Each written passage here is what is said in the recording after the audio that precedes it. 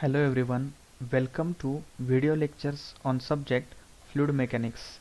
In today's session, we are discussing unit number 2, dimensional and model analysis. And in this present video, we are discussing introduction to dimensional analysis. Introduction part, what is meant by dimension? So dimension is a measure of physical variable.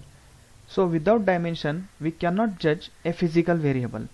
Let us consider that suppose I have written number 5, but if I don't put any dimension to this number, this will not be have some meanings. Suppose if I put kg in front of this 5, then you can say, sir, this is a mass.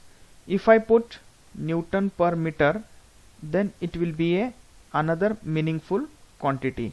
Similarly, if I put degree centigrade in front of 5, then you can say this is a temperature. So what we can say, dimension is a measure of physical variable.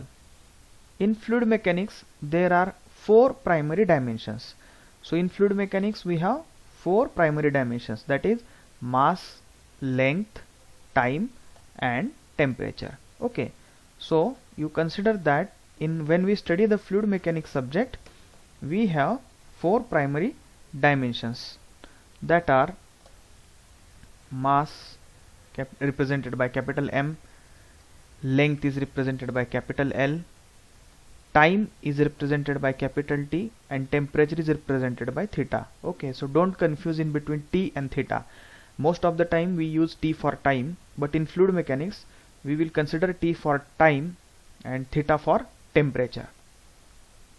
All other dimensions in fluid mechanics are called as secondary dimensions and can be constructed from the combination of above primary dimensions. So out of these 4, they are called as primary dimensions, and if you want to construct any other dimensions, that is called as secondary dimensions. Suppose I want to represent velocity, then its dimension is meter per second. So this meter is nothing but distance, so we can take L and divided by S is time, so we can take as a T. So what will be the dimensions? Suppose L raised to 1, T raised to 1, then dimensions of the velocity will be L raised to 1, and if you take T to the numerator, it will be T raised to minus 1. So this is known as a secondary dimensions. So we have 4 primary dimensions: mass, length, time and temperature. These are called as primary dimensions, and all other dimensions than primary dimension are called as secondary dimensions. Primary dimensions are defined as independent dimensions from which all other dimensions are obtained. Okay, so what I just said, these primary dimensions like mass, length, time and temperature, they are independent, means these dimensions are not dependent on any other dimensions. But let's consider this velocity meter per second. So velocity is dependent on distance and time. So this is known as a dependent variable and this is known as a independent variable. Okay, so as we said that primary dimensions are independent dimensions and secondary dimensions are dependent dimensions. So now let's see some of the dimensions and their symbols. Now we will see some primary dimensions. Just now I told they are also called as fundamental dimensions. Just now I told that mass is represented by symbol capital M, its dimension is M. Length is represented by capital L, its dimension is L. Time is represented by capital T and its dimension is T. Here theta is not given.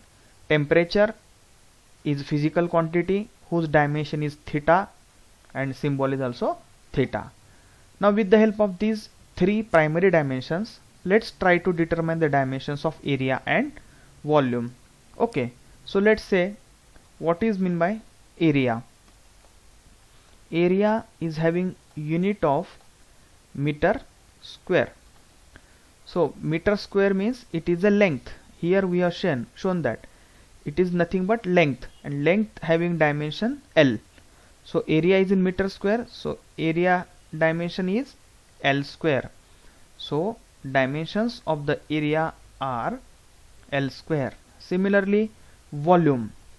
We know that volume is represented in meter cube, correct? But meter is a dimension of length, so we can represent it as a L cube.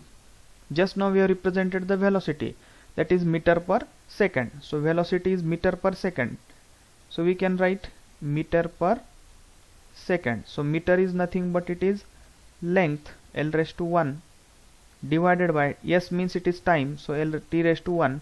If I take into the numerator, then it will be L raised to 1 t raised to minus 1. Means with the help of these primary dimensions, that is m, L, t and theta, by using these 4 primary dimension, we can construct any secondary dimensions. Okay.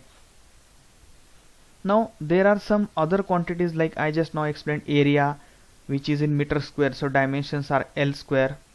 Volume is represented by V, its dimension is L cube. Let's take another example, discharge, that is Q, which is in meter cube per second, so it is represented by L cube t raised to minus 3. So I request every student that they should try to identify the symbol of any physical quantity and try to identify their dimensions. Let's say example I have explained about velocity. I have shown here velocity V is equal to L raised to 1 t raised to minus 1. So you can see here velocity is represented by V, L raised to 1 t raised to minus 1. In books they don't mention power 1, but if you forget to mention, you may get the mistake while solving the problem. You may put as a 0 and your whole solution will be wrong. So I personally suggest everyone that whenever you are using a single power, you should write 1 over here. Okay. So let's take another example of density. Density rho. I will explain how to calculate the dimensions of the density. Okay, we know that density rho having unit of kg per meter cube. Okay, this is kg per meter cube. So kg is nothing but it is a mass, so I will represent it by m raised to 1 divided by meter cube is nothing but it is a length, so we can represent it by L raised to 3. So if we send this L to the numerator, so its dimension will be it will be capital, not small. So m raised to 1 and L raised to minus 3. So these are the dimensions of a rho, that is density. Let's check whether we are correct or not. M raised to 1, L raised to minus 3.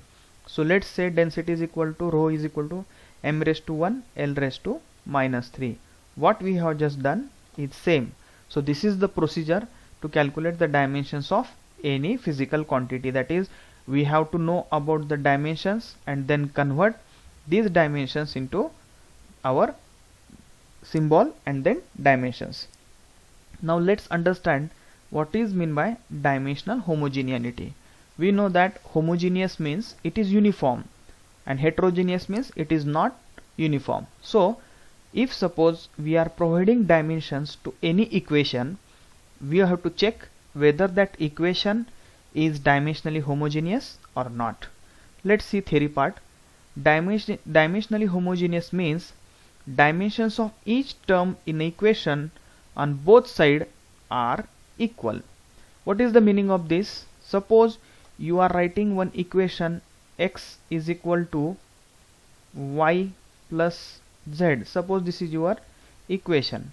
Then if you give dimensions of all these three terms, then finally it should be like this. LHS should be equal to RHS, means dimensions of left hand side should be equal to dimensions of right hand side. Then only we can say that the equation is dimensionally homogeneous. Okay, what is the meaning of this? The power of fundamental dimensions, that is LMT, of both sides should be identical. Then it is called as homogeneous equation. Dimensionally homogeneous means what?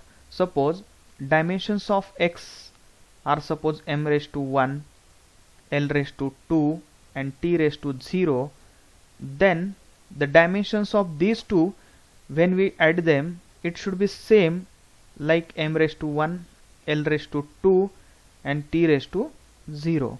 Then we can say that dimensions of m is identical, dimensions of l are identical, and dimensions of t are identical. Then we can say that this equation is dimensionally homogeneous. So in case, suppose the dimensions of t raised to 1, suppose here is -1, then though m and l are having identical dimension, t is not having identical dimension, so this is not dimensionally homogeneous equation. So let's understand the concept with the help of one problem. If you consider that velocity v is equal to square root of 2gh, this is a equation. Now I want to identify whether this equation is dimensionally homogeneous or not. Then let's solve this problem. Now we will solve first for the left hand side. We know that velocity v is having dimension meter per second. I will explain here also.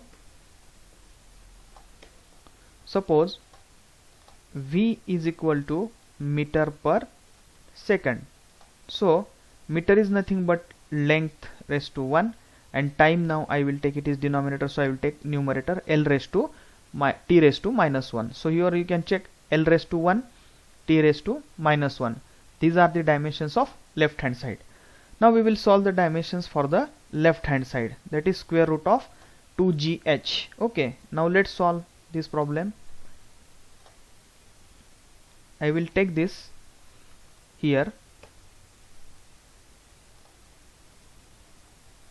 Now what is the meaning of this? Let's see. In square root we have to solve, so I will put in square root. As 2 is a number, it is not having any dimension, so neglect the 2. Now let's see the dimension of g.